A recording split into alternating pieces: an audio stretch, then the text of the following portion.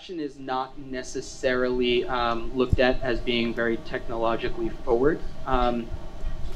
In fact, there's, I would say it's the last, or if not one of the last industries to adapt to technology. And what's happening right now is absolutely wild.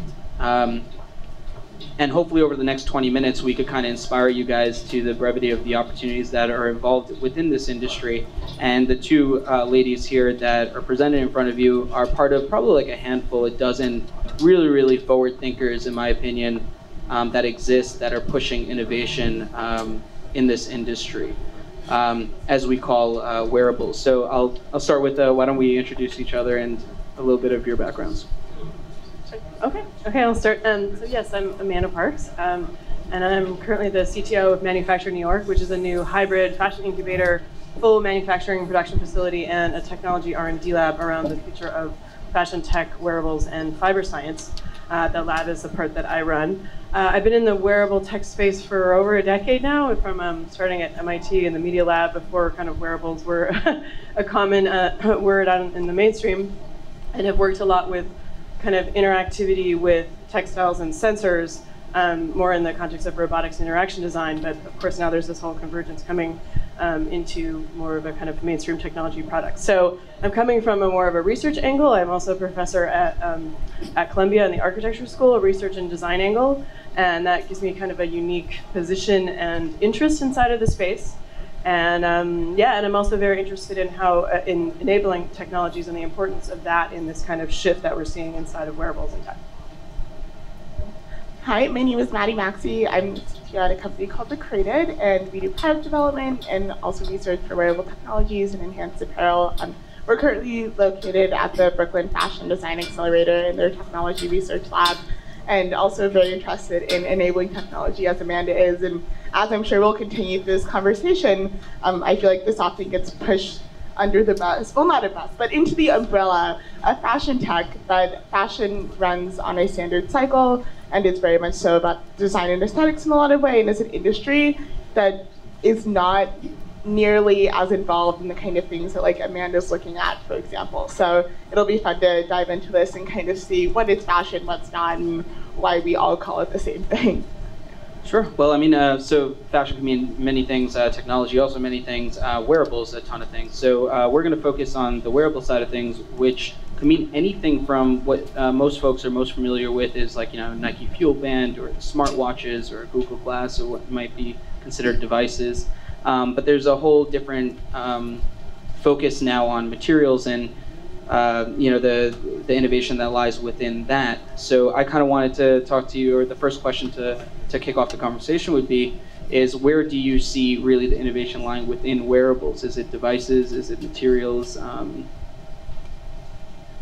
So my view of wearables has always been that, or generally economists have this conversation that when or if we are in a post-scarcity society, what will people do but play all day? And it's like this goal of getting to play, and I feel like as adults we have a lot of responsibilities, including carrying your keys and your phone and your wallet, and dressing warmly enough so that you're not cold, or dressing coolly enough so that you're not overheating, and these responsibilities that we often take on for children and take on to ourselves as adults. And I think that having our clothing perform better and perform a lot of functions for us can allow us to get back to a situation of play where it doesn't matter if your coat's warm enough or not, because it will adapt to your exterior temperature. It doesn't matter if you brought your keys, because your bracelet has an RFID chip that unlocks your door. And these things sound kind of simple or playful or futuristic or whatever category we want to put them in, but your cell phone is also futuristic and strange and playful to someone from 30 years ago. So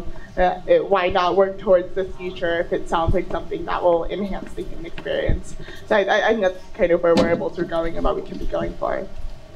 Yeah, I absolutely agree with you. And I think that one of the things that you're sort of touching on, but maybe not exactly saying, is thinking about the ecosystems between, or the difference between the ecosystems of fashion and technology. And what we've seen so far in the wearables that have come to market as actual products has been driven and developed by tech companies, and a lot of it very specifically Silicon Valley-based tech companies, and the kind of ethos and values and priorities of those kinds of companies, the kinds of things that they're very used to developing, and they do really well. But that is not the same motivation that we create fashion from. And I think that fashion is created to create around personal expression, identity, desire, and diversity. And I think diversity is a really, really big one because when we start to think about what's going on with wearables, it's people who keep asking me who's going to win the wearables market. Is it going to be Apple or Google or whatever? And I try to point out that what really needs to happen is a mimicking of what's going on with fashion. Is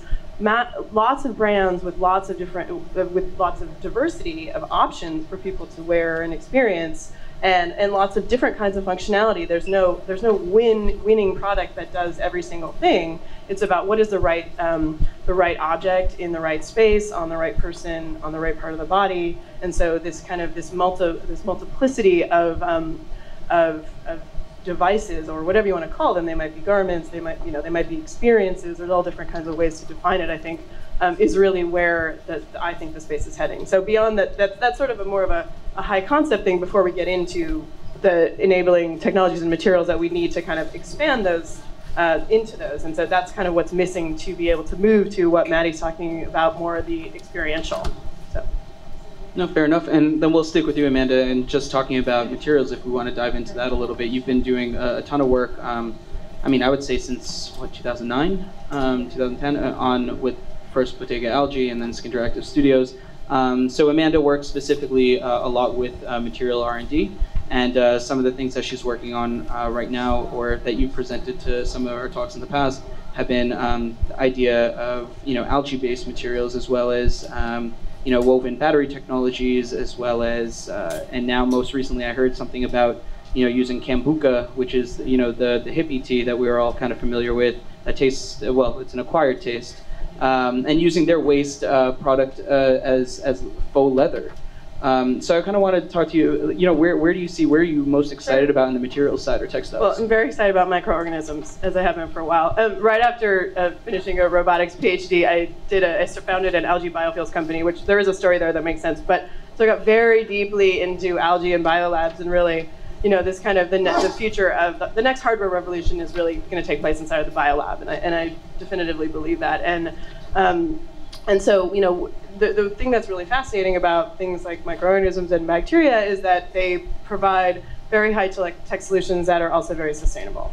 And that, one of the founding kind of beliefs around Manufacturing New York is that technology and sustainability do not have to be at odds with each other, both environmentally, economically, socially. All these things can actually work hand in hand. So I've been more and more interested in that space. There's a company called BioCouture, and a woman, Suzanne Lee, who's been working out of London, who is now working at Modern Meadow, which is working on lab-grown leather, not the kombucha version, but literally from the cells.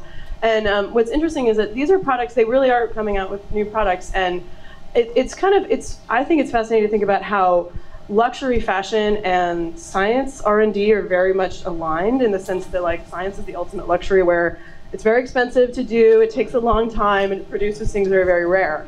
And so when we start to put these two metrics together, we can get, instead of having Gucci search for the world's rarest albino crocodile, we can grow that in a lab and still have it be just as valuable and interesting. And it's just a matter of us getting around the kind of stigma of GMOs and all these things. There's all sorts of amazing things to do with microorganisms, and not to let them do it for us. Quite frankly, they're their own factories. And it's just about, kind of restructuring how we think about material development, and, so biofabrication as a whole new model of manufacturing. Maddy, do you have anything to add to that? Because I know that you're particularly interested in materials as well. Yeah, absolutely. So Amanda is definitely more on the science and microorganism sides of things, but I really enjoy looking at various structures of materials and products that we could potentially be making. And we worked on a shirt called Zygomatic, and it's essentially a remote-controlled shirt. But if we look at tessellations and origami, specifically corrugation tessellations, the entire concept is expanding or contracting a 2D form into a 3D form. And this leads to a larger idea of our clothing, which comes in 2D on a roll of fabric, can be folded and molded different ways into a 3D form than the system that we're using now, which is very labor intensive and but very expensive, and clearly isn't quite suiting us the way that we're hoping for. And so I think that structurally there are a lot of advances that we can make. And in those structures, there are questions of, who's making a textile printed circuit board, or who's working on, let's say, nanotech fabrics that are antimicrobial and that are super hydrophobic, super oleophobic, and all of these qualities that we actually want in our textiles. And so I think that we mentioned enabling technologies, which is highlighted greatly in a wonderful book called The Second Machine Age from the MIT Media Lab. I'm sure you're very familiar with it. But just seeing that until we start really designing around the incredible technologies that exist, there won't be a mass adoption of them. And until there's mass adoption, it's very hard to have something really affect our society as a whole. So I feel like so much of wearables should really be in enabling technologies, especially as we try to move towards this plateau of productivity for making productive and useful wearable products. Well, you touched on hydrophobic materials. So, just recently, probably like 2-3 months back, I co-hosted a program with Startup Weekend, and out of that weekend came a gentleman who has a background in textiles, and apparently he found some sort of treatment that you could coat cotton with that makes it repel water. So the way that he demonstrated this is that he put a t-shirt on and spilled red wine all over himself. Basically, it beat it off and fell right to the ground in front of everybody. We all felt it, felt like cotton and everything. So, I mean, that experience right there was jaw-dropping, because how do you now apply this to every day? I mean, this is a multi-billion-dollar industry. Everybody in this room is wearing clothes, hopefully, and with that, and we purchase clothes, and that's what distinguishes the opportunity in fashion amongst other industries when it comes to technology. When fashion is, when wearables just becomes clothing, and we stop talking about wearables as wearables and identifying it as technology, such as people were spinning cotton, and that was technology, and they were like, oh, this is going to be a shirt, and that's just. It's not the case. So going forward, where do you see I mean, right now it's early adoption, right? Wait, so can I talk about that? Because at Pavan's thing, that I met those guys, and they're now one of our clients and in our incubator. So, and one of the things that's super exciting about that technology in particular on multiple levels is that it absolutely has this capability of just stain resistance, which people just go, oh, that's amazing. And it works on natural fibers, and it's non-toxic, and all these other things that most hydrophobic coatings aren't. But what's even more interesting about it is that when you start to think about the process technology and how we can kind of bring that into the USA, have that be part of the IP, and then also for me, I'm working on, with for instance, a battery technologist at Princeton on a fiber battery. We need a sealant that repels water from certain layers of the battery, and suddenly this is non-toxic, and so all these combining of these things become really, really amazing. When they're in the right ecosystem. And I think this also ties into what Maddy was saying about also making the circuits themselves. So right now there seems to be this kind of divide between what we think of as like passive, new materials, and then active circuits, which is considered tech. And that is really breaking down. And so we're starting to be able to see, well, if you have silk and gold, you can make a circuit, right? And that's not really what people think of as a circuit board. And so when you just start to combine materials in certain ways that have different kinds of electrical properties, you have a whole new kind of potential system design from an underlying enabling technology. You had brought over a gentleman, Daniel Steingart, to one of my events. Yeah. And Daniel comes from Princeton, right? He's based out of Princeton. Yeah. He's a battery expert, bendable batteries, woven batteries, things like that. I'm sure you guys are both familiar with this coming out and the work that he's trying to push forward. What's the application of this? Yeah. What is the huge big picture on this? I'll talk to it because we are working directly together. But well, I mean, this whole idea of whoever can solve the mobile power problem is probably the closest thing to a winner in the wearable space. And because I mean, who doesn't need to charge everything all the time, right? So one direction is to just have lower power devices, which is one potential option, but that's not going to solve everything. But what's interesting about batteries is that the more surface area you have, the easier it is to make a battery. It's less dangerous, and there's more material to physically have chemicals around. So if you can put it into fibers and put it all across your body in a totally non-dangerous, non-toxic way, which is completely possible, everything can be a battery completely passively. You won't have to know, right? And so that's what we're working on with Daniel, is to try to really turn this into a fiber, which then we can throw into a 3D knitting machine, and suddenly this dress is just a battery, and it can store charge. You combine that with the solar fiber, boom, boom, boom, right? And so trying to think about alternative ways to use our bodies, to use the architecture of our body in different ways. And I'd love to hear also like Maddy talk a little bit more about her gesture work, like these different kinds of, Well, we could actually, before we go into your gesture work, I want to talk about sync, because that kind of relates to batteries and powering and this and that. So Maddy and the Created had a project that you did with Bot Factory, correct?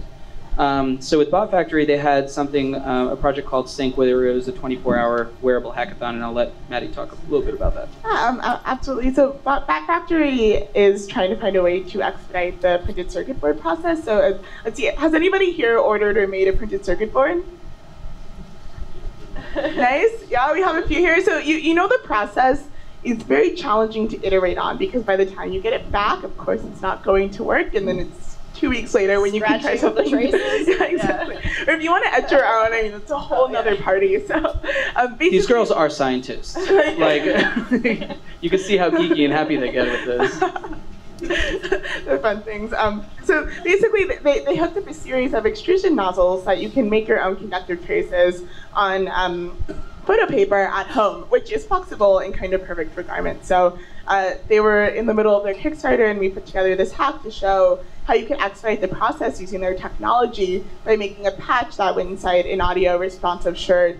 And the patch was insulating with the battery, et cetera, on board, rather than cables running through wearable products, as they often are. So often when we see something in the news that's this incredible new wearable thing, but it never gets to market, that's because the entire thing is a spider web of cables or wires that can't be brought to market.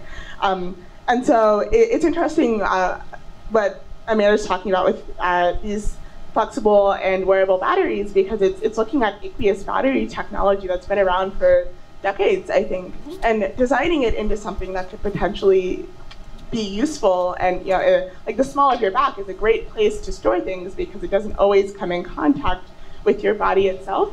And so using these technologies to design around the body using flexible materials such as fabric really opens up our ability to produce things. It's like giving somebody a Crayola box of 64 colors instead of a Crayola box of 12. It's like, I can't predict what you're going to do with extra colors, but I would imagine it will be something good.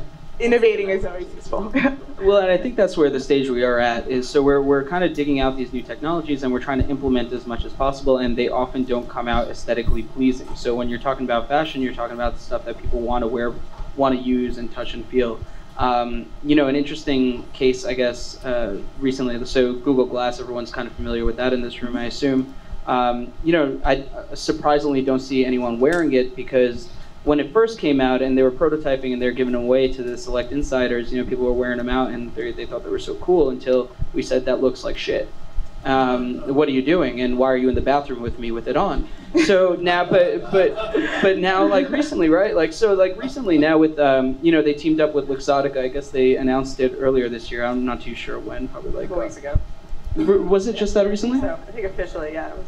Officially, so a few weeks back. So, Luxottica is the parent company to everything you probably see in Sunglass Hut, including Ray-Bans and a lot of other designer brands that you're familiar with. So with that in mind, there's going to be a huge shift on that side, right? Making Google Glass digestible for people. So what are you seeing now? Okay, so Maddy, you were quoted saying, okay, sensors have gotten sensors have gotten extraordinarily small, but the equivalent of a textile PCB or printed circuit board has yet to be imagined in creating functional wearable tech, while still facing a hard-soft barrier, leaves our products feeling futuristic but unwearable.